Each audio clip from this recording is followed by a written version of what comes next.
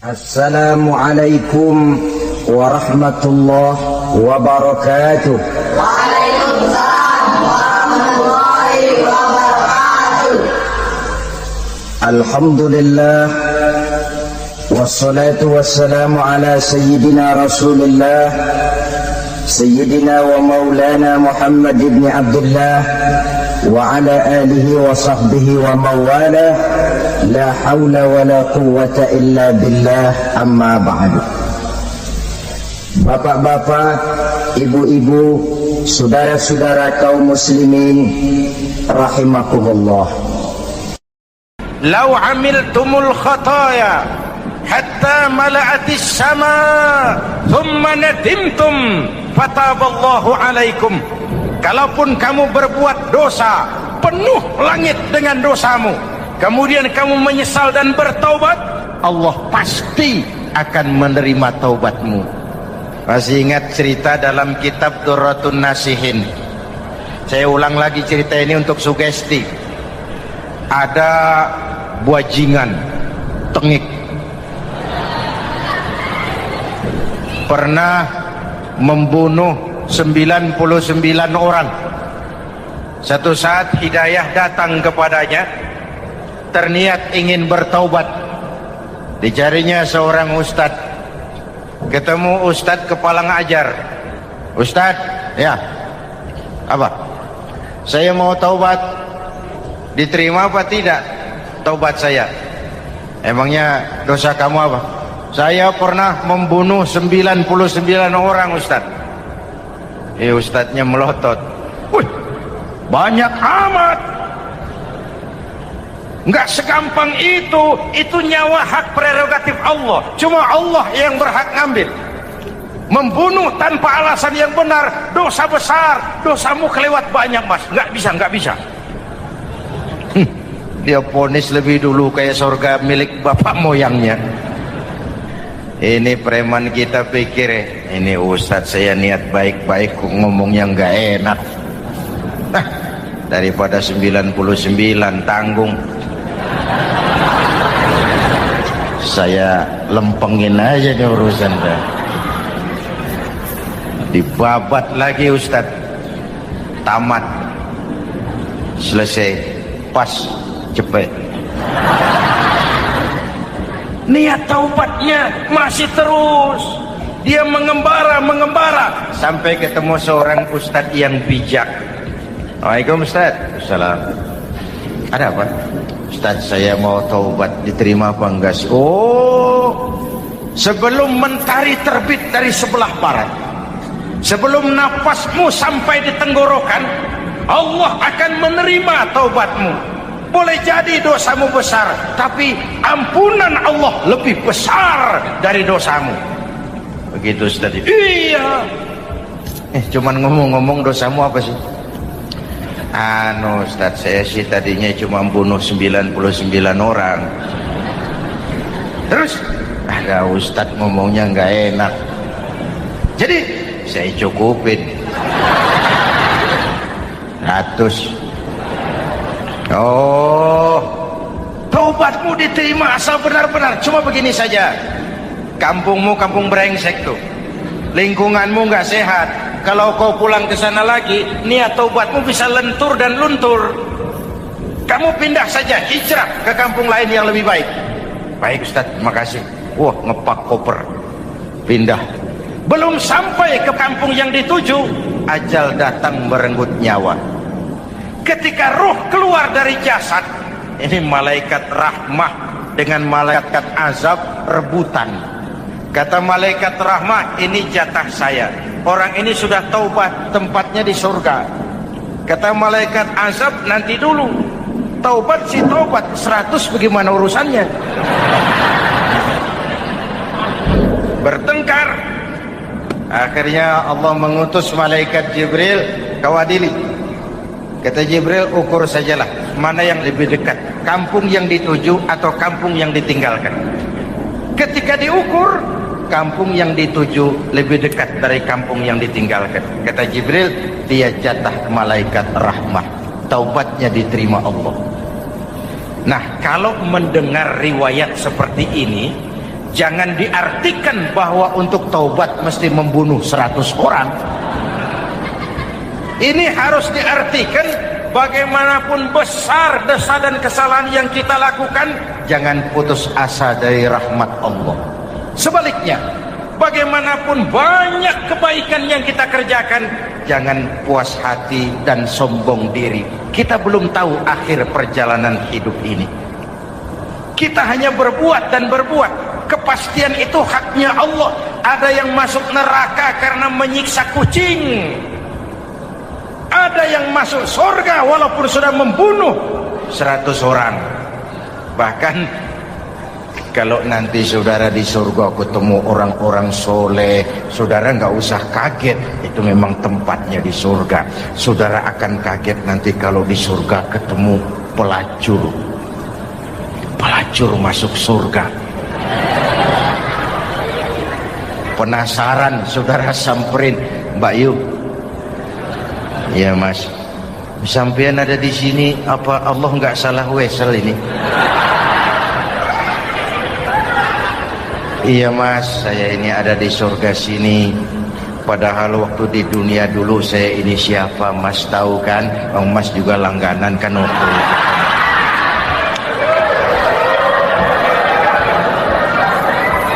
Tapi terus terang saja Mas, waktu di dunia itu saya terpaksa betul. Sejak lahir saya sudah yatim piatu. Sejak kecil sudah yatim piatu. Ada tetangga saya muslim sedikit kaya, tapi pelitnya 17 setan. Akhirnya demi tuntutan perut saya merantau ke kota besar. Ada yang nolong, katanya kerjanya ringan, uangnya lumayan. Apa? Ya itu. Demi sesuap nasi saya lakoni. Satu malam saya lagi berangkat dagang, lewat masjid Baitul Ihsan. Ada ceramah, saya dengar dari jauh. Ustadznya pidato, katanya Allah berpesan, "Lau amiltumul khataya hatta mala'atis sama, thumma nadimtum, fataballahu alaikum." Kalaupun kamu berbuat dosa, penuh langit dengan dosamu, lalu kau menyesal dan bertaubat, Allah pasti akan menerima taubatmu. Mendengar hadis itu Mas, berlinang air mata saya. Terbayang dosa-dosa yang pernah saya lakukan. Terbayang orang-orang yang pernah menanamkan modal asing.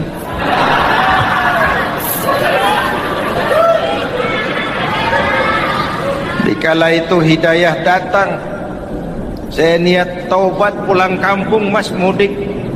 Lagi ngepak koper mau mudik, tamu datang, saya bilang mulai malam ini saya berhenti dagang. Taubat saya sebenar-benarnya, taubat saya diterima Allah, walaupun mampir dulu, transit dulu di tempat lain. Akhirnya saya sampai juga ke sini. Mau masuk surga? Kata Nabi begini, "Ma min abdin qala la ilaha illallah thumma mata ala dhalik illa dakhala al-jannah." Kalau seorang hamba sudah mengucap 2 kalimat syahadat, dia yakin dengan kebenaran kalimat itu sampai matinya, orang itu akan masuk surga. Abi Dzar yang waktu itu diajak bicara heran, "Ya Rasul, kok gampang betul?" Iya. Walaupun orang itu mencuri, iya. Walaupun orang itu berzina, iya. Biar dia mencuri, biar dia berzina, kalau dia sudah mengucap 2 kalimat syahadat, dia yakin dengan kebenaran kalimat itu sampai matinya, itu orang akan masuk surga. Jadi masuk surga cukup 2 kalimat syahadat, yakin sampai mati, masuk surga. Itu perkara masuk. Tapi kalau pertanyaannya diterusin, masuknya kapan Pak? Nah, ini lain lagi urusannya. Sebab ada yang masuknya itu langsung, ada yang mampir dulu. Di sana tempat cuma 2, kalau tidak surga, neraka. Mau ke surga tapi mampir dulu, yang mampirnya jelas di neraka.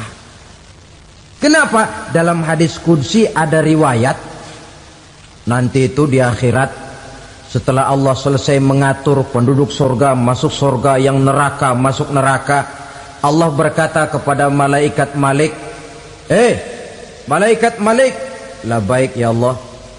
Itu bajingan-bajingan tengik, manusia-manusia durjana yang waktu di dunia tidak mau sujud, jauh dari ulama, gemar melakukan yang munkarat dan maksiat, hidup di tengah masyarakat selalu jadi bibit keonaran, kufur, sudah masuk neraka semua. Sudah ya Allah. Nah, kalau sudah, coba sekarang kamu masuk, Malik. Saya, iya, masuk neraka. Mau apa ya Allah? Kata Allah, akhriju minan nar man kana fi qalbihi misqala habbatin min khardalin min iman. Kau masuk neraka, cari di dalam neraka orang-orang yang ada imannya walaupun kecil sebesar biji zarah, angkat mereka keluar. Masuk malaikat Malik ke neraka, cari orang yang ada imannya, korek-korek. Ya repot, udah pada gosong. Yang ada imannya diangkat ke atas, yang ada imannya diangkat ke atas, lalu dimandikan di Nahrul Hayat, namanya sungai kehidupan di akhirat nanti. Cakep lagi rupanya, bersih lagi wajahnya, apel di hadapan Allah. Kata Allah, bagaimana mas? Kapok nggak sampean? Kapok ya Allah. Nah, kalau kapok, idhab fadkhulil jannah, pergi masuk surga sana. Berangkat mereka ke surga, ketemu sama teman-temannya yang udah sampai lebih dulu, yang nggak pakai mampir lagi. Terjadi dialog. Kata teman-temannya yang udah pada nyampe duluan, mas, iya, emang baru sampai? Saya baru sampai. Memang mampir di mana dulu mas? Kita sudah lama sampai di surga.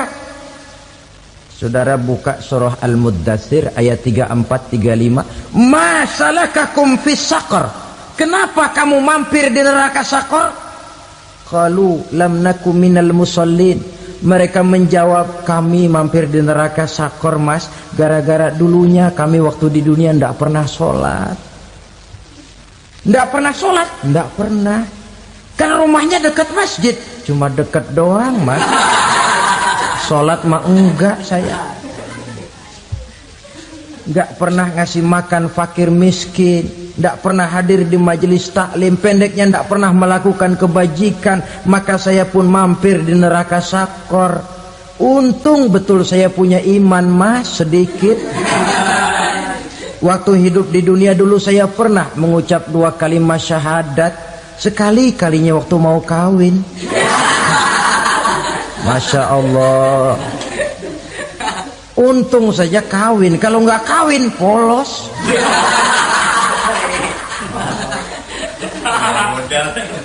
Itu juga pengulu sudah setengah mati ngajarin. Asyhadu alla, asyaduaan, asyaduaan.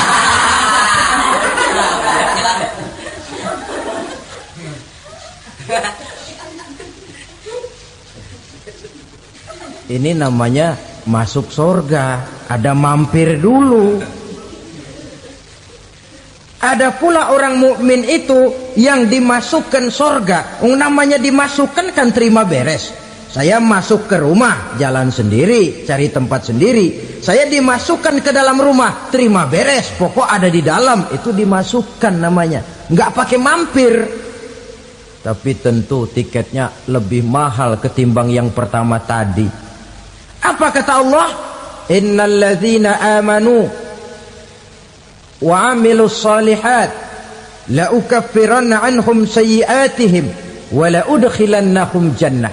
Sesungguhnya orang-orang yang beriman kemudian beramal soleh, kami hapuskan segala dosa dan kesalahannya, kami masukkan mereka ke dalam surga. Lihat ayatnya, Allah yang memasukkan, kita yang dimasukkan. Tidak pakai transit, tidak usah mampir. Cuma tidak cukup syahadat, tidak cukup amanu, tapi diiringi dengan wa'amilus salih. Iman, amal. Tidak cukup syahadat, lalu dibuktikan dia sholat, dia zakat, puasa, lalu dia melakukan berbagai macam kebajikan. Ini yang menyebabkan dia tidak pakai mampir di tempat yang bernama Sakor. Lalu ada pula orang mukmin itu yang disebut penduduk sorga. Wah, ini sudah VIP ini. Ashabul Jannah, penduduk sorga. Siapa mereka? Kata Allah, innal ladzina amanu summa istaqamu fala khaufun alaihim wala hum yahzanun ulaika ashabul jannah hum fiha khalidun. Sesungguhnya orang-orang yang beriman lalu istiqamah, tetap dalam melaksanakan perintah Allah, tidak goyang, tidak labil tapi stabil, istiqamah, mereka tidak takut dan tidak bersedih hati. Merekalah penduduk sorga. Iman, istiqamah. Tidak punya duit, sembayang. Banyak duit, sembayang. Miskin, sembayang. Kaya, tetap sembayang. Istiqamah. Kadang orang kalau susah rajin ke masjid, banyak duitnya ngelihat masjid melengos. Waktu miskin hamba Allah, setelah kaya jadi hamba harta. Bergeser, tidak ada nilai istiqomahnya. Saudara-saudara, dengan begitu penduduk neraka itu dua. Ada penduduk permanen, ada penduduk yang semi permanen. Yang semi permanen orang-orang beriman yang mempunyai dosa besar. Mereka masuk ke neraka untuk menerima azab sesuai dengan dosanya. Bila selesai masa azab itu, mereka akan diangkat untuk ditempatkan kembali ke dalam surganya Allah Subhanahu wa ta'ala. Nah, dikala itulah saudara-saudara, ada yang disebut syafaat dari Rasulullah Sallallahu Alaihi Wasallam. Tapi tentu jangan lupa, syafaat ini ibarat kain menambal dia. Kita punya kain bolong-bolong sedikit, syafaat yang menambal. Solat kita ada kurang dikit, sedekah kita ada campur riak dikit, amalan kita ada tidak karena Allah dikit, kita berharap syafaat. Jadi biarlah kain masih bolong-bolong, yang penting punya kain. Tapi kalau kainnya tidak ada, yang ditambal apanya? Sholat tidak, puasa tidak, zakat tidak, berharap syafaat saja. Ya, terlalu berlebihan itu. Saudara hadirin yang saya hormati, apabila selesai proses penghisaban, proses penghitungan, maka dikala itulah manusia terbagi dalam dua kelompok besar. Fariqun fil jannah wa fariqun fis sa'ir. Sekelompok orang-orang beruntung yang masuk ke dalam surga, dan sekelompok lagi masuk ke dalam neraka. Ibu-ibu, saudara-saudara kaum muslimin rahimakumullah. Pada pertemuan yang lalu sudah saya jelaskan bahwa hidup selalu berakhir dengan kematian. Apabila datang kematian menimpa seseorang, datanglah kiamat baginya. Itu yang disebut dengan kiamat kecil. Hakikatnya mati adalah perpindahan dari kehidupan di dunia ini menuju kehidupan di alam barzakh. Menunggu kita di alam barzakh sampai datangnya saat kiamat. Entah 10 tahun, entah 100 tahun, entah 1000 tahun, hanya Allah saja yang maha tahu. Adapun orang-orang beriman yang melakukan amal kebajikan dalam kehidupan di dunia ini, masa penantian yang lama di alam barzakh buat mereka sebentar saja. Tetapi bagi orang-orang kafir yang ingkar, yang tidak beriman kepada Allah, yang hidup di dunia cuma menumpuk-numpuk dosa, tentu penantian di alam barzakh akan merupakan waktu yang sangat lama. Bukankah dalam kehidupan kita waktu itu memang relatif? Contoh misalnya, bagi pemuda-pemudi yang sedang duduk asyik memadu cinta, waktu 4-5 jam saja rasanya cuma 4-5 menit. Tenggelam oleh keasikan. Tapi buat orang yang berbaring di rumah sakit, meratap di balik-balik apa itu tembok derita kata lagu, di balik dinding-dinding penjara, sehari bagai seminggu, seminggu rasa sebulan, sebulan boleh jadi rasa setahun. Penantian yang sangat lama. Kapan kiamat itu akan datang? Ini rahasia Allah. Jangankan kita yang orang awam, baginda Nabi sendiri tidak diberitahu oleh Allah kapan kiamat itu akan terjadi. Tetapi sungguh pun demikian, banyak hadis-hadis yang menjelaskan ciri atau tanda-tanda datangnya kiamat. Nah, kalau sudah bicara soal tanda kiamat itu ada dua. Pertama yang disebut alamatus sughra, tanda-tanda kecil. Ini waktunya masih ada tenggang. Ada yang dinamakan alamatul kubra, tanda-tanda besar. Artinya kiamat sudah diambang pintu. Apa tanda-tanda kecil dari datangnya hari kiamat itu? Misalnya kata Nabi, apabila ilmu sudah diangkat oleh Allah. Artinya apabila ulama sudah banyak wafat, minat orang belajar agama berkurang, lalu kebodohan nampak merajalela di mana-mana, zina dikerjakan secara terbuka, minuman-minuman keras jadi kebanggaan. Itu termasuk di antara tanda-tanda kecil terjadinya hari kiamat. Apalagi misalnya iza waladatil ammatu rabbataha, apabila budak sudah melahirkan tuan. Apa maksudnya? Ada yang mentafsirkan apabila anak sudah bisa membudaki orang tuanya. Orang tua yang melahirkan dia, yang membesarkan dia, demi setelah si anak besar jadi orang berpangkat, bertitel, berharta, berkedudukan, jadilah orang tua itu budaknya. Sehingga sering dibilang kalau orang tua kaya, anak jadi raja. Tapi kalau anak yang kaya, orang tua sering jadi budak. Apalagi munculnya fitnah yang bergelombang, timbul perang antara dua bangsa yang besar, waktu berjalan terasa sangat pendek sekali. Itu merupakan tanda di antara tanda-tanda kiamat. Termasuk di dalamnya sulit membedakan mana laki, mana perempuan. Kan kalau tanda-tanda kayak begini sekarang sudah banyak kita lihat kan. Ulama banyak wafat, penggantinya sulit. Zina dikerjakan berterang-terangan, minuman keras jadi kebanggaan, banyak anak membudaki orang tuanya, sulit membedakan mana laki mana perempuan. Kadang-kadang dari belakang kita lihat perempuan bener, begitu kita colek nengok jenggotan.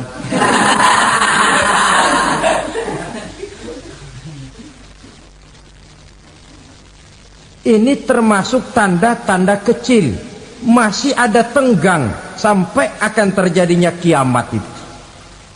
Nah, yang dimaksud dengan tanda-tanda besar, ini tanda besar artinya kiamat sudah diambang pintu. Pertama, matahari terbit dari sebelah barat. Apabila matahari sudah terbit dari arah sebelah barat, tertutuplah sudah pintu taubat. Bersabda Nabi kita, la taqumus sa'atu hatta tatlu'a syamsu min maghribiha. tidak akan datang hari kiamat sampai matahari terbit dari arah sebelah barat. Fa iza tala'at, manakala matahari telah terbit dari arah sebelah barat, wa ra'ahan nasu, manusia banyak menyaksikan itu, amanu ajma'un, mereka pun lalu beriman. Yang tadinya kafir, yang tadinya ingkar, yang tadinya membangkang, setelah melihat matahari terbit dari sebelah barat, buru-buru beriman, berlomba-lomba mengucap 2 kalimat syahadat. Tapi apa yang terjadi? Kata Nabi, wadzalika hina la yanfa'u nafsan imanuha lam takun amanat min qabl. Hari itu adalah hari yang iman sudah tidak berguna lagi bagi seseorang apabila sebelumnya memang dia tidak pernah beriman. Au kasabat fi imaniha khaira, atau beriman tetapi tidak pernah melakukan kebajikan di dalam keimanannya itu. Hari yang sudah kasib, hari yang sudah terlambat, beriman tidak akan ada gunanya lagi. Ini pelajaran buat kita. Sebelum sang surya terbit dari sebelah barat, sebelum nafas sampai di tenggorokan, artinya pintu taubat masih terbuka. Kalau 2 hal itu sudah terwujud, nafas sudah sampai di kerongkongan, atau matahari sudah terbit dari arah sebelah barat, tertutuplah sudah pintu taubat. Tak ada lagi gunanya pangkat, jabatan, harta, bahkan beriman pun dalam suasana macam itu. Too late, kata orang Kulon. Sudah terlambat. Matahari terbit dari arah sebelah barat, itu tanda besar, artinya kiamat sudah diambang pintu. Lalu apalagi tanda besar? Munculnya Dajjal. Dajjal artinya pendusta-pendusta yang menyesatkan manusia. Ada 2 macam Dajjal, saudara. Ada Dajjal kecil. Ini Dajjal kelas 3. Kalau ini sejak zaman Rasulullah sudah ada itu. Tiap zaman ada. Di zaman Rasulullah misalnya ada yang bernama Aswad al-Unsi dari Yaman. Ada yang namanya Musailamah al-Kazzab dari Yamamah. Ada yang namanya Ibnu Sayyad dari Madinah. Ini Dajjal di zaman Rasul. Musailamatul Kazzab memproklamirkan diri jadi nabi dia. Di zaman Rasul masih hidup.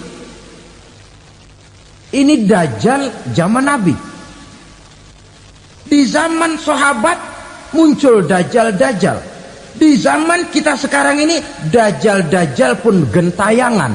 Dajjal kelas 3. Kerjanya mendustakan manusia, menyesatkan manusia, memalingkan manusia dari jalan yang benar dan diridhoi oleh Allah Subhanahu wa taala. Adapun yang merupakan tanda besar dari datangnya kiamat, Dajjal kelas kakap. Pembohong-pembohong besar yang menyesatkan masyarakat manusia berpaling dari jalan Allah mengikuti jalan mereka. Apa sih ciri Dajjal itu? Kata Nabi dalam hadis Bukhari Muslim, "Inna Dajjala", sesungguhnya yang namanya Dajjal itu yakhruju, satu saat akan muncul mendekati hari kiamat. Wa inna ma'ahu ma'an, si Dajjal ini membawa air. Wa naran, dan juga membawa api. 2 simbol. Di tangan yang satu dia bawa air, di tangan yang satu dia bawa api. Wa ammal ladzi yarahu an-nasu ma'an fanarun, adapun yang orang banyak lihat air, hakikatnya adalah api. Yang dilihat api, hakikatnya adalah air. Oleh sebab itu, kalau api yang ditawarkan, ambillah air. Kalau air yang ditawarkan, pilihlah api. Maksudnya apa ini? Ini bahasa simbol, saudara-saudara. Dajjal bicaranya seolah-olah untuk kepentingan manusia, menawarkan surga. Surga yang dia tawarkan hakikatnya neraka. Hai manusia, kalau kau mau bahagia, jangan dekat-dekat dengan agama. Sholat itu tidak efektif dan efisien, tidak produktif dari segi ekonomi itu. Menghadiri majelis taklim cuma buang-buang waktu. Tahajud, tasbih, tahlil, baca Quran, apa itu? Pekerjaan mubazir saja. Hidup ini cuma sekali, masa yang cuma sekali, manfaatkan dengan sebaik-baiknya. Mumpung, dibawanya sifat mumpung tetapi dalam pengertian yang sangat negatif. Bicaranya seolah-olah untuk kepentingan manusia, tetapi sebenarnya menjerumuskan manusia. Menawarkan air tapi sebenarnya api, menawarkan api tapi hakikatnya air. Buat apa kamu sholat? Buat apa kamu bayar zakat? Buat apa kamu puasa? Surga yang dicanangkan Dajjal hakikatnya neraka. Neraka yang digambarkan Dajjal pada dasarnya adalah surga. Jadi memutarbalikkan fakta itu kerjaan Dajjal. Yang hak jadi batil, yang batil dibilang hak, yang benar jadi salah, yang salah malah jadi benar. Tuntunan disuruh jadi tontonan, tontonan malah menjadi tuntunan. Itu pekerjaan Dajjal profesinya. Zamannya Nabi Adam, Dajjalnya kan iblis. Betul? Betul. Apa sih gang kerayuan iblis itu? Allah setelah menciptakan Nabi Adam kan bilang, Adam, kau dan istrimu Hawa tinggal di surga ini. Seluruh fasilitas yang ada di surga persilahkan kau nikmati. Satu yang tidak boleh, jangan coba-coba dekati pohon khuldi. Dekat saja jangan, apalagi sampai memetiknya. Datang Dajjal yang namanya iblis ini. Adam, kamu tahu nggak kenapa tidak boleh makan buah khuldi?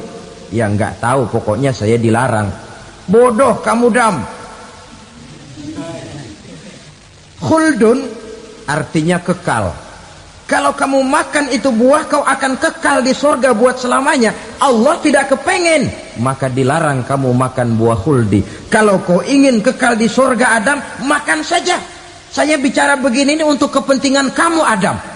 Ini kan ciri-ciri Dajjal.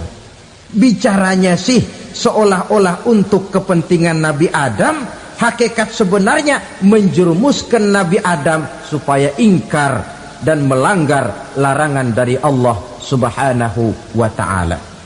Jadi setelah muncul Dajjal, timbul kekacauan-kekacauan di masyarakat. Banyak yang terpengaruh, terpedaya dan terpesona.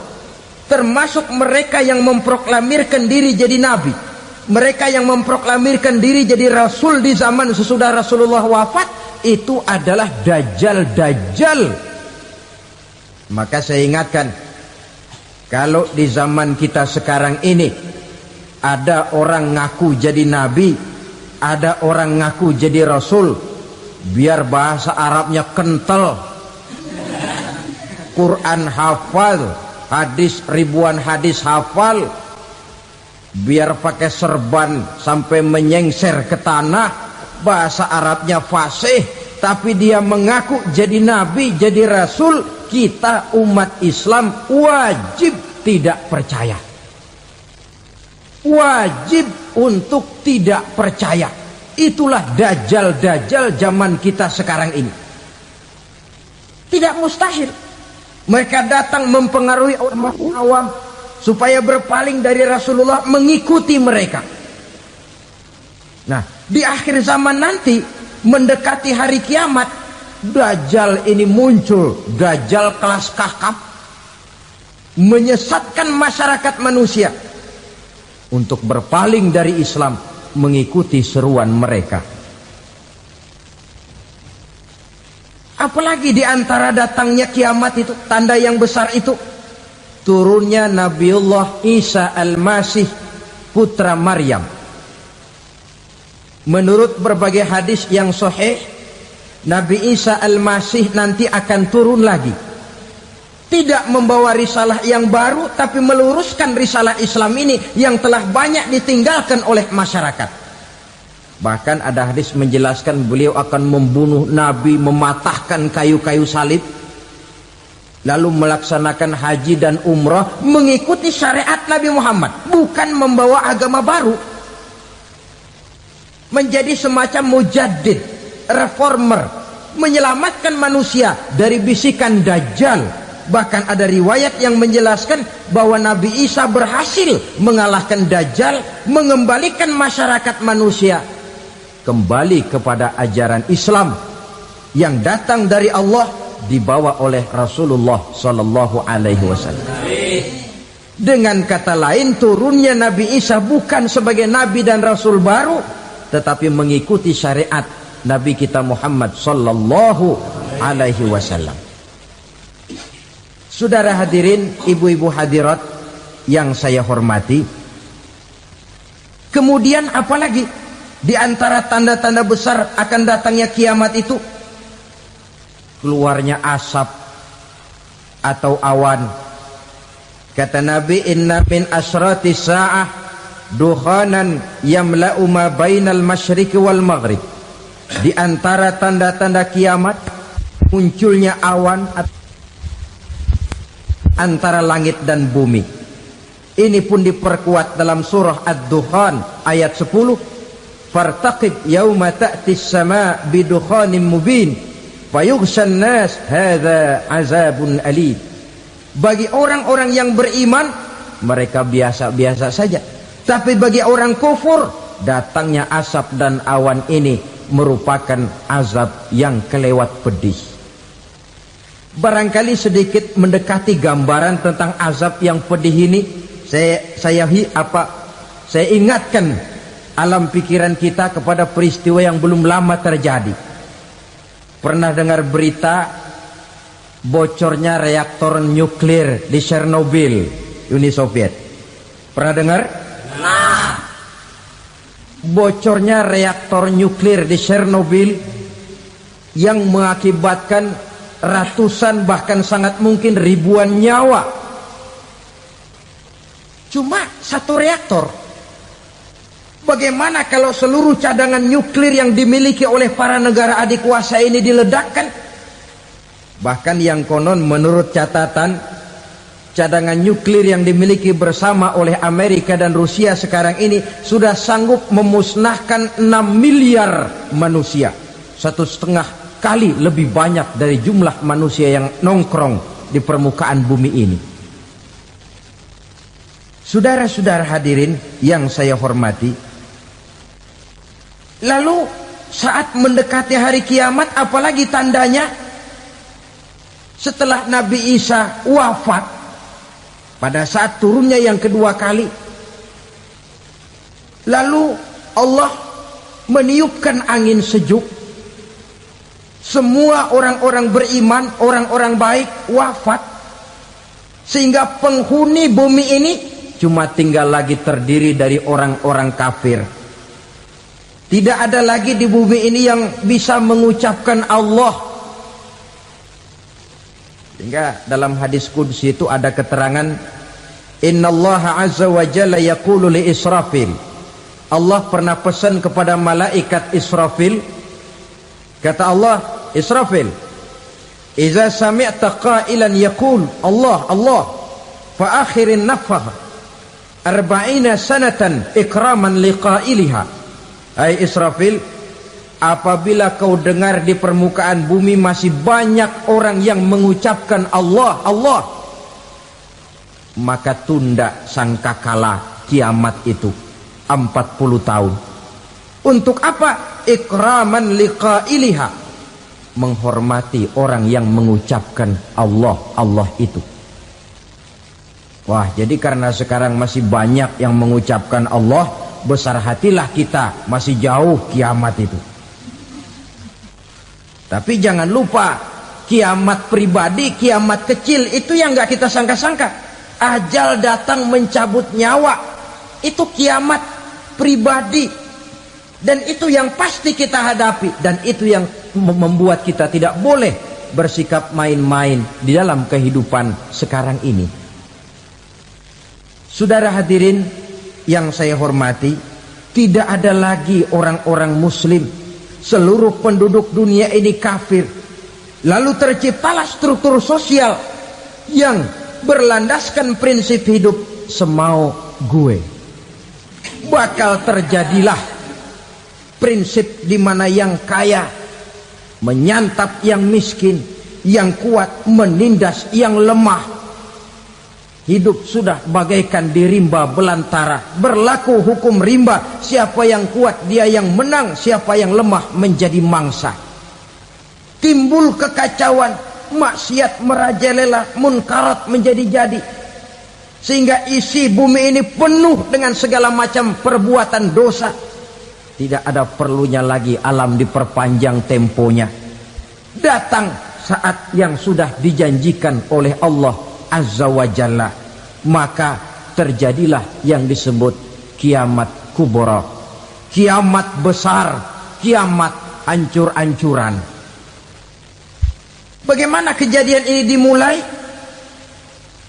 Dalam surah Az-Zumar ayat 68, Allah Subhanahu wa taala berfirman, "Wa nufikha fis-suri fasa'iqa man fis samawati wa man fil ardi illa man sya'allahu." Maka manakala ditiuplah sangkakala, terkejutlah seluruh yang ada di langit dan seluruh yang ada di bumi. Bila saat kiamat datang, Allah perintah malaikat Israfil, "Israfil, tiup sangkakalamu." Ditiuplah sangkakala oleh malaikat Israfil. Yang akibat daripada tiupan itu, seluruh yang ada di langit, seluruh yang ada di permukaan bumi terkejut. Yang ada di langit siapa? Malaikat kan. Bayangin aja kalau malaikat kaget, apalagi kita. Terkejut seluruh makhluk yang ada di bumi, yang ada di langit mendengar suara sangkakala itu. Bunyinya tidak sanggup kita bayangkan dahsyatnya. Ledakan nuklir, ledakan neutron, belum apa-apa ketimbang bunyi sangkakala malaikat Israfil ini. Nah, lalu mendengar bunyi sangkakala ini, gemparlah makhluk, kacaulah alam.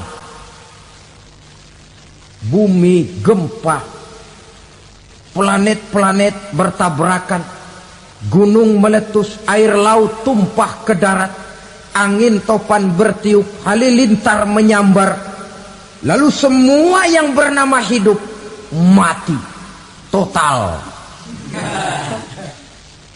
Mati bareng tanpa persiapan. La haula wala quwata illa billah.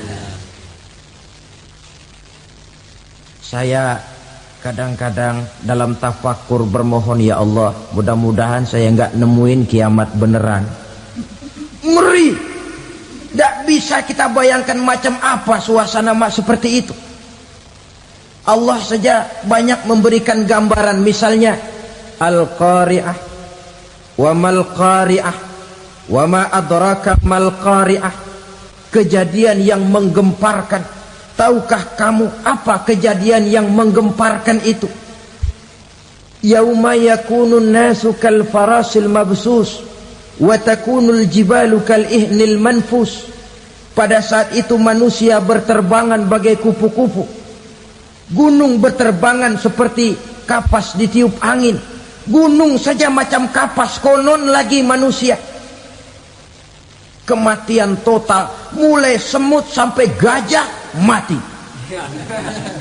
jin mati, iblis mati, malaikat mati. Oh, malaikat saja mati.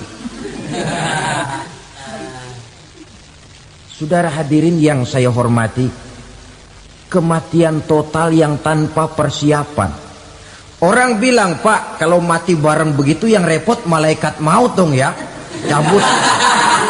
Cabut sana, cabut sini. Itu kalau menurut logika kita, mestinya begitu menurut logika. tapi logika juga yang nggak perlu serepot itu.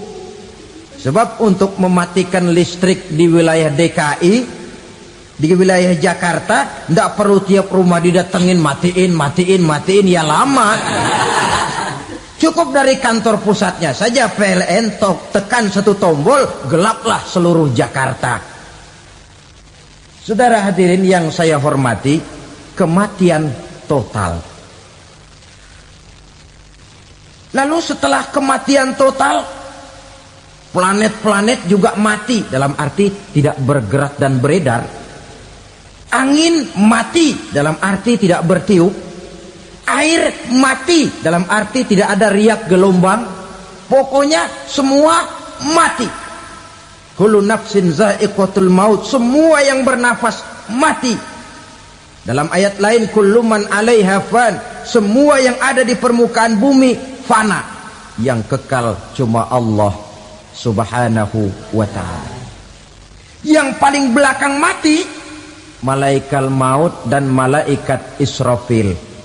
Tapi mati juga sesuai dengan janji Allah. 40 lamanya. Tidak dijelaskan oleh Abi Hurairah 40 jam, apa 40 hari, apa 40 tahun.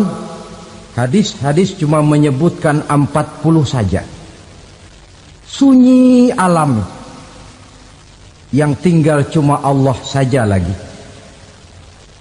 Ketika itu Allah berseru-seru, katanya, limanil mulkul yauma, siapa para penguasa hari ini? Mana itu raja-raja dan penguasa yang dulu mengaku jadi Tuhan? Fir'aun, mana Fir'aun sekarang? Yang dulu jadi raja, merasa berhasil, sombong, lalu tidak mau turun-turun dari kekuasaannya, sampai kepada puncak kekurang ajarannya mengangkat diri jadi Tuhan. Mana itu Fir'aun? Namrus, mana sekarang Namrus? La ilaha illa ana, ternyata tidak ada Tuhan lain selain daripada aku, kata Allah. Proses kemudian, saudara-saudara, turunlah hujan dari langit. 40 lamanya hujan itu. Tidak jelas juga 40 jam apa 40 hari. Setelah air turun membasahi, datanglah tiupan sangkakala yang kedua. Semua yang bernama mati bangkit dari kuburnya masing-masing. Ini yang disebut Yaumul Ba'thi, hari kebangkitan. Allahu Akbar. Pada saat kita bangkit dari kubur kita masing-masing, kumpul di padang mahsyar namanya. Bayangin aja, saya sendiri nggak sanggup bayangin. Manusia sejak zaman Adam sampai zaman kiamat kumpul bareng di tempat sama. Berapa banyaknya itu?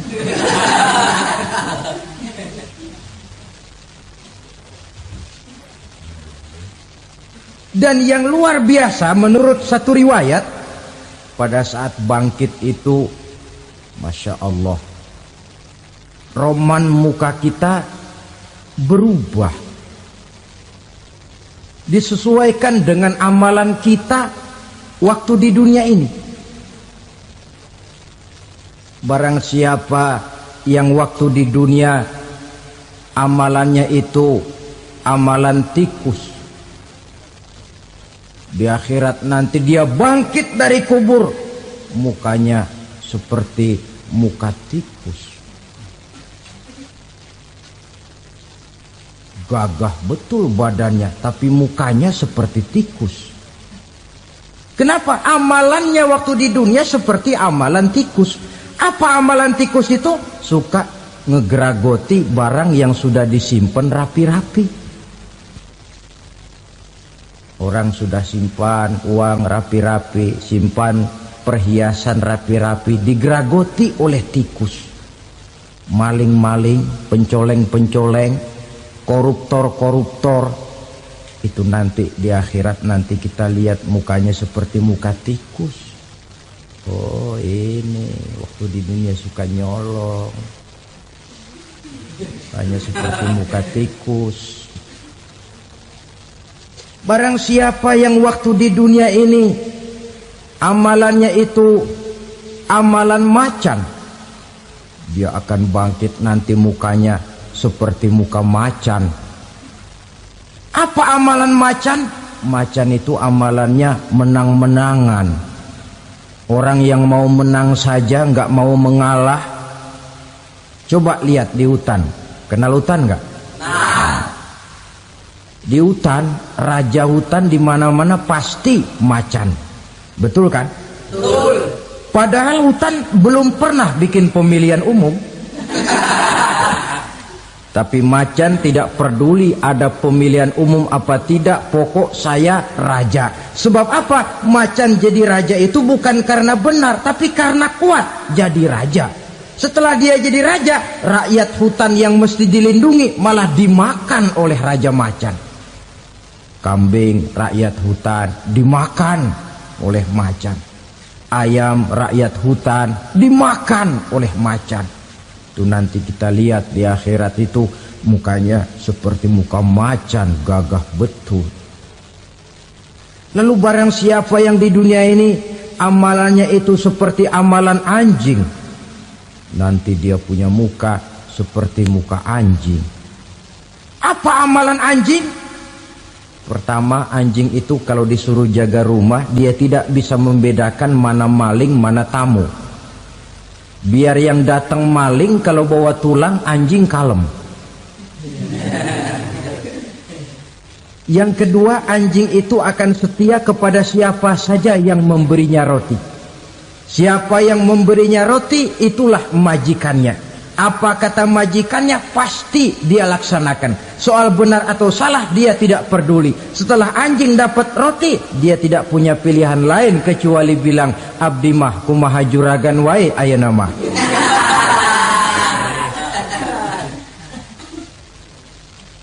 Saudara hadirin yang saya hormati, berkumpul di padang mahsyar, tiap orang sibuk dengan persoalannya masing-masing.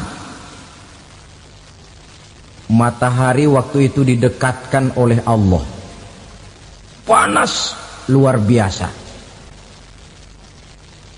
Ada yang saking panasnya itu mencucurkan peluh keringat sampai sebatas mata kakinya. Ada yang keringatnya sampai sedengkulnya.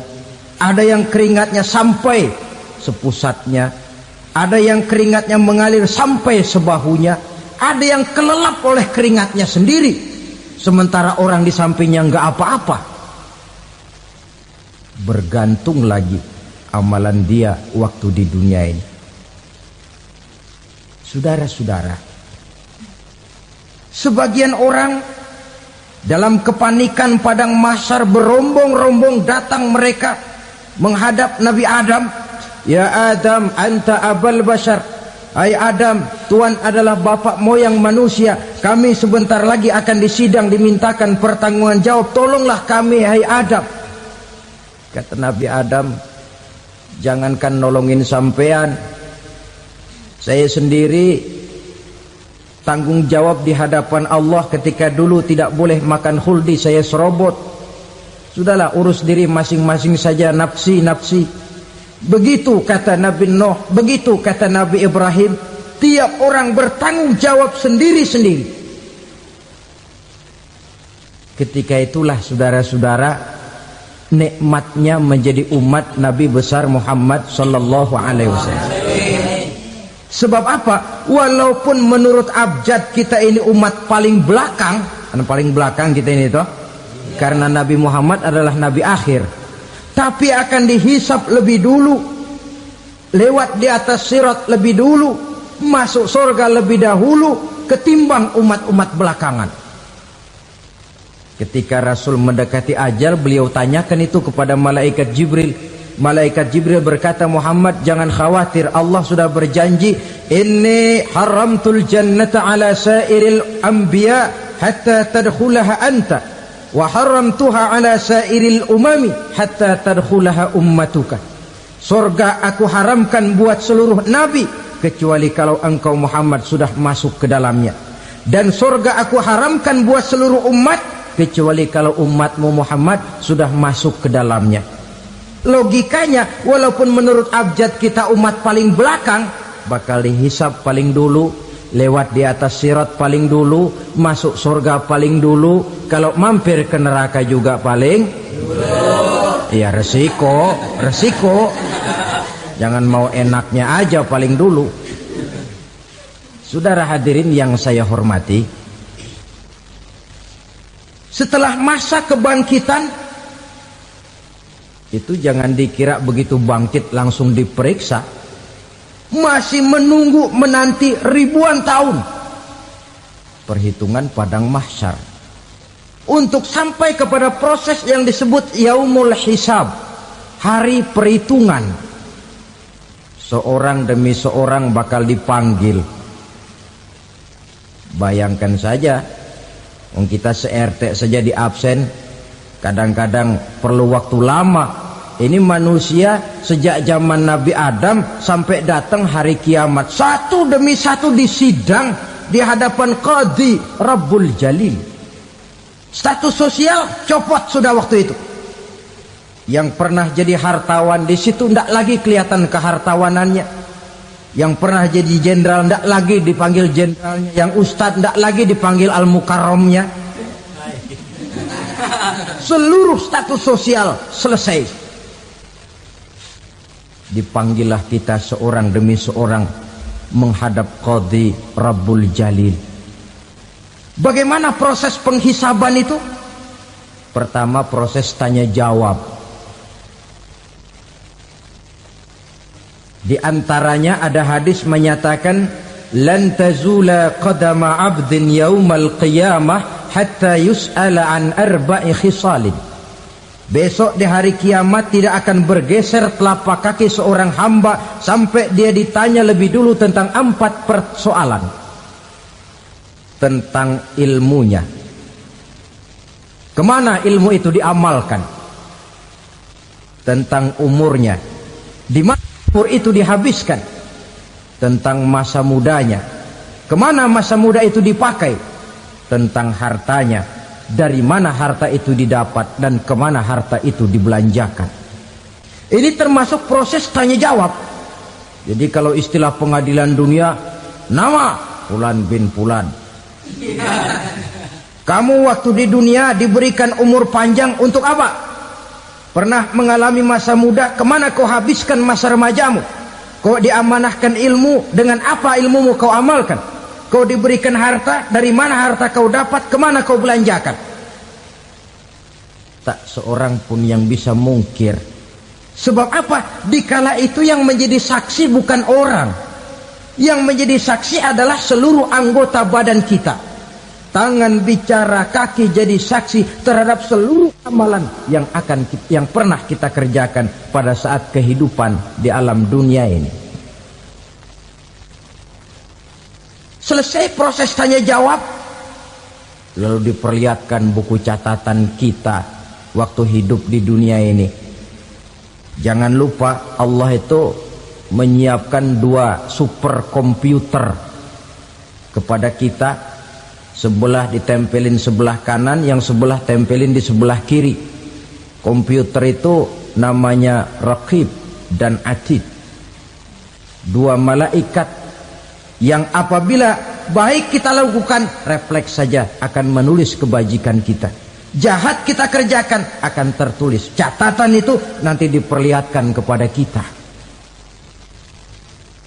Waduh, alangkah malunya pada saat diperlihatkan catatan kita, buku rapot kita merah melulu. Barangkali diperiksa sambil diomelin, brengsek lo. Buku merah melulu begini, bagaimana waktu hidup di dunia? Tidak cukup diperlihatkan buku catatan kehidupan, rekaman kehidupan. rekaman kehidupan kita secara utuh sejak terlahir sampai ajal datang merenggut nyawa.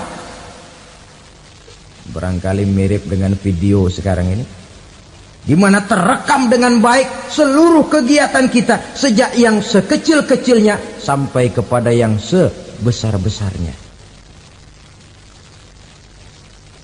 Untuk kemudian kita pun menerima balasan. In khairan fa khairun wa in syarran fa syarrun. Kalau baik ya baik balasannya, kalau jahat ya jahat juga balasannya. Catatan-catatan kita diberikan. Kalau banyak kebajikannya diberikan di tangan kanan dengan cara yang halus. Kalau banyak kejahatannya diberikan dari sebelah kiri atau dilempar dari belakang. Itulah sebabnya sejak di dunia ini kita sudah mohon kepada Allah. Ketika berwudu membasuh tangan kanan, apa kita bilang? Allahumma a'tini kitabi biyamini wa hasibni hisaban yasira. Ya Allah, berikan saya kitab di tangan kanan, dan kalau saya memang perlu dihisap, hisaplah saya yang seringan-ringannya. Tangan kiri berlindung kita kepada Allah, jangan sampai diberikan kitab di tangan kiri atau dari arah sebelah belakang. Wa a'udzubika an tu'tiya kitabi bishimali aw min wara'i zuhri, dari arah sebelah belakang. Na'udzubillah min dzalik. Setelah selesai lewat proses penghisaban, lewat mizan, timbangan, maka yang sudah selesai dihisab itu bergeraklah menuju sirat, jembatan yang terbentang menuju surga melalui neraka. Saudara-saudara, panjangnya perjalanan sirat itu memakan waktu ratusan tahun. Tetapi orang yang lewat di atas sirat pun macam-macam, bergantung amalannya ketika di dunia ini. Ada yang lewat di atas sirat itu kal barqil khatib, seperti kilat yang menyambar, lep, sudah sampai dia di surga. Cepat bukan main. Ada yang lewat di atas sirat itu seperti orang lari-lari. Ada yang lewat di atas sirat itu seperti orang jalan biasa. Ada yang sambil merangkak, ada yang sambil ngesor, ada yang sambil gelayutan, ada yang selamat sampai ke ujung ke surga, ada yang tergelincir jatuh masuk ke dalam neraka, bergantung amalannya dalam kehidupan di dunia sekarang ini. Tiap kita akan melewati yang namanya sirat ini. Saudara-saudara kaum muslimin yang saya hormati, dengan demikian mereka yang selamat melalui sirat sampai ke terminal akhir surga, mereka yang ketika dihisab ternyata banyak kejahatannya daripada kebaikannya, mereka singgah di dalam neraka. Nah, adapun orang-orang yang beriman menurut ayat Quran dan hadis Nabi itu nanti ada bermacam-macam. Ada orang beriman itu yang dimasukkan surga. Ada orang beriman itu yang dimasukkan ke dalam surga. Ada orang beriman itu yang disebut penduduk surga. Kenapa lain-lain, Pak? Karena waktu di dunia amalannya juga lain-lain. Ada orang beriman yang masuk surga. Ini paling murah tiketnya. Mau masuk surga? Kata Nabi begini, ma min abdin qala la ilaha illallah thumma mata ala dhalik illa dakhalal jannah. Kalau seorang hamba sudah mengucap dua kalimat syahadat, dia yakin dengan kebenaran kalimat itu sampai matinya, orang itu akan masuk surga. Abi Dzar yang waktu itu diajak bicara heran, ya Rasul kok gampang betul? Iya. Walaupun orang itu mencuri, iya. Walaupun orang itu berzina, iya. Biar dia mencuri, biar dia berzina, kalau dia sudah mengucap 2 kalimat syahadat, dia yakin dengan kebenaran kalimat itu sampai matinya, itu orang akan masuk surga. Jadi masuk surga cukup 2 kalimat syahadat, yakin sampai mati, masuk surga. Itu perkara masuk. Tapi kalau pertanyaannya diterusin, masuknya kapan, Pak? Nah, ini lain lagi urusannya. Sebab ada yang masuknya itu langsung, ada yang mampir dulu. Di sana tempat cuma 2. Kalau tidak surga, neraka. Mau ke surga, tapi mampir dulu. Yang mampirnya jelas di neraka. Kenapa? Dalam hadis qudsi ada riwayat, nanti itu di akhirat, setelah Allah selesai mengatur penduduk surga masuk surga, yang neraka masuk neraka, Allah berkata kepada malaikat Malik, malaikat Malik, labaik ya Allah, itu bajingan-bajingan tengik, manusia-manusia durjana yang waktu di dunia tidak mau sujud, jauh dari ulama, gemar melakukan yang munkarat dan maksiat, hidup di tengah masyarakat selalu jadi bibit keonaran, kufur, sudah masuk neraka semua. Sudah ya Allah. Nah, kalau sudah, coba sekarang kamu masuk, Malik. Saya, iya, masuk neraka. Mau apa ya Allah? Kata Allah, akhriju minan nar man kana fi qalbihi misqala habatin min khardalin min iman. Kau masuk neraka, cari di dalam neraka orang-orang yang ada imannya walaupun kecil sebesar biji zarah, angkat mereka keluar. Masuk malaikat Malik ke neraka, cari orang yang ada imannya, korek-korek. Ya repot, udah pada gosong.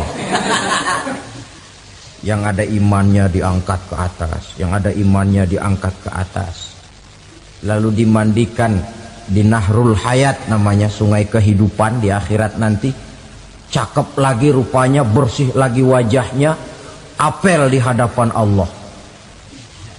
Kata Allah, bagaimana mas? Kapok nggak sampean? Kapok ya Allah. Nah, kalau kapok, idhab fadkhulil jannah, pergi masuk surga sana. Berangkat mereka ke surga, ketemu sama teman-temannya yang udah sampai lebih dulu, yang nggak pakai mampir lagi. Terjadi dialog. Kata teman-temannya yang udah pada nyampe duluan, mas, iya, emang baru sampai? Saya baru sampai. Memang mampir di mana dulu mas? Kita sudah lama sampai di surga. Saudara buka surah Al-Muddathir ayat 34-35. Ma salakakum fis saqar? Kenapa kamu mampir di neraka Saqar? Qalu lam naku minal musallin. Mereka menjawab, kami mampir di neraka Saqar mas, gara-gara dulunya kami waktu di dunia ndak pernah sholat. Ndak pernah sholat? Ndak pernah.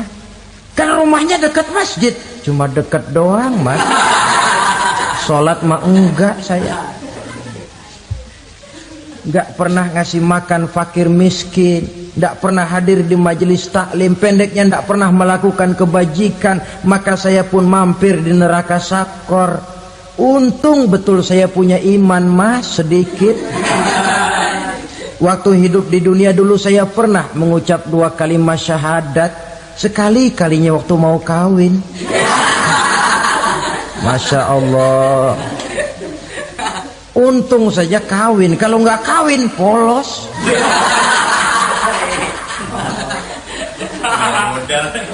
Itu juga penghulu sudah setengah mati ngajarin.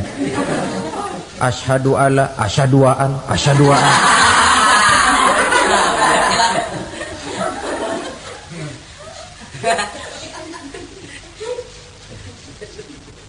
Ini namanya masuk surga, ada mampir dulu. Ada pula orang mukmin itu yang dimasukkan surga. Namanya dimasukkan kan terima beres. Saya masuk ke rumah, jalan sendiri, cari tempat sendiri. Saya dimasukkan ke dalam rumah, terima beres, pokok ada di dalam, itu dimasukkan namanya. Nggak pakai mampir. Tapi tentu tiketnya lebih mahal ketimbang yang pertama tadi. Apa kata Allah? Innal ladzina amanu wa amilus salihat la ukaffiranna anhum sayyi'atihim wa la udkhilannahum jannah. Sesungguhnya orang-orang yang beriman kemudian beramal soleh, kami hapuskan segala dosa dan kesalahannya, kami masukkan mereka ke dalam surga. Lihat ayatnya, Allah yang memasukkan, kita yang dimasukkan. Tidak pakai transit, tidak usah mampir. Cuma tidak cukup syahadat, tidak cukup amanu, tapi diiringi dengan wa'amilus salih. Iman, amal. Tidak cukup syahadat, lalu dibuktikan dia sholat, dia zakat, puasa, lalu dia melakukan berbagai macam kebajikan. Ini yang menyebabkan dia tidak pakai mampir di tempat yang bernama sakor. Lalu ada pula orang mukmin itu yang disebut penduduk sorga. Wah, ini sudah VIP ini. Ashabul jannah, penduduk sorga. Siapa mereka? Kata Allah, innal ladzina amanu summa istaqamu fala khaufun alaihim wala hum yahzanun ulaika ashabul jannah hum fiha khalidun. Sesungguhnya orang-orang yang beriman lalu istiqamah, tetap dalam melaksanakan perintah Allah, tidak goyang, tidak labil tapi stabil, istiqamah, mereka tidak takut dan tidak bersedih hati. Merekalah penduduk surga. Iman, istiqamah. Tidak punya duit, sembayang. Banyak duit, sembayang. Miskin, sembayang. Kaya, tetap sembayang. Istiqamah. Kadang orang kalau susah rajin ke masjid, banyak duitnya ngelihat masjid melengos. Waktu miskin hamba Allah, setelah kaya jadi hamba harta. Bergeser, tidak ada nilai istiqomahnya.